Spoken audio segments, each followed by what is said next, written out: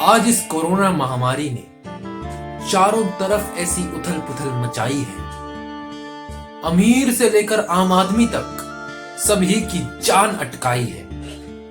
मगर फिर भी अगर लोग ना माने तो इस दिवाली जरूर कुछ ऐसा हो जाएगा, प्रदूषण मिलकर संग इस वायरस के अपना हाहाकार मचाएगा। So hello everyone, this is Pratham Arora और सबसे पहले मैं आप सभी को एडवांस में हैप्पी दिवाली बोल देता हूं, क्योंकि फिर हो सकता है कि पटाखों की आवाज के कारण मेरी आवाज आप तक ना पहुंचे, या फिर हो सकता है कि चारों तरफ इतना धुआं धुआं हो जाए कि मैं आपको नजर भी ना हूं। So precaution is always better than cure. क्यों, सही कहा ना मैंने? क्या आप लोग चाहते हैं ऐसा हो? चलो आप मेरा छोड़िए, आप अपने बारे में सोचिए।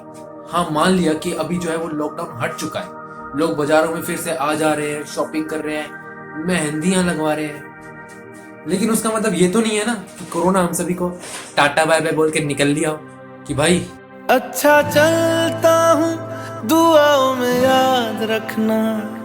नहीं हुआ है ना ऐसा। क्योंकि आज हमारा जो एनवायरनमेंट है वो पूरी तरह से इतना इम्प्योर हो चुका है कि अगर आप इसमें पटाखों का पोल्यूशन और ऐड हो गया ना, तो ये हम सभी के लिए एक बहुत बड़ा संकट बन सकता है। और सच बताऊं तो ये फिर एक ऐसी आपदा बन जाएगी जिसको अवसर में भी नहीं बदला जा सकेगा। तो आज की ये पोएट्री वीडियो इसी टॉपिक पर है कि आखिर क्यों हमें इस दिवाली पटाखे यानी क्रैकर से सोशल डिस्टेंसिंग मेंटेन करनी होगी। तो आइए शुरू करते हैं। जिस सृष्टि में हम सब हैं रहते, उस सृष्टि के कुछ आधार हैं। प्रकृति बढ़ाती सुंदरता इस जग की, और इस प्रकृति के रंग अपार हैं। मगर लगता है आज इंसानों ने खुद को प्रकृति से भी ऊंचा बताया है।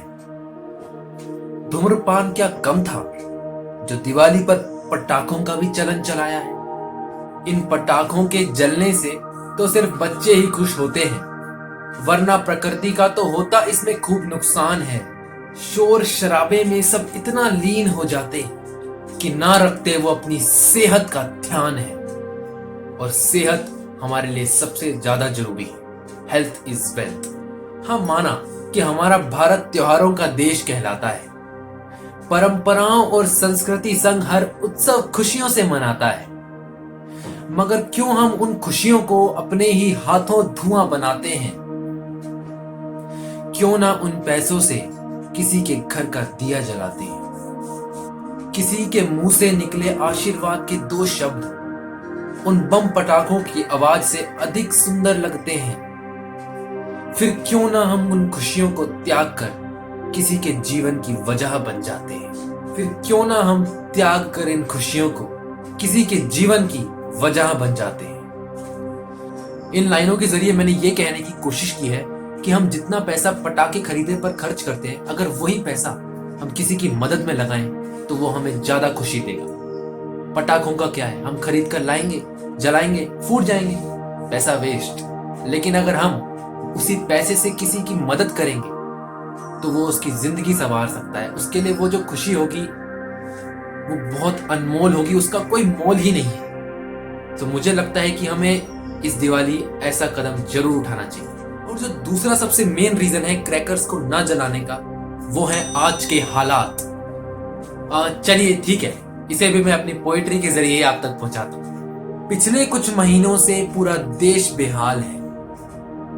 कब मिलेगी कोरोना की वैक्सीन, सभी के मन में ये सवाल है। अभी तक हमने सिर्फ यह सुना कि सावधानी बरतेंगे तो ही आगे जी पाएंगे।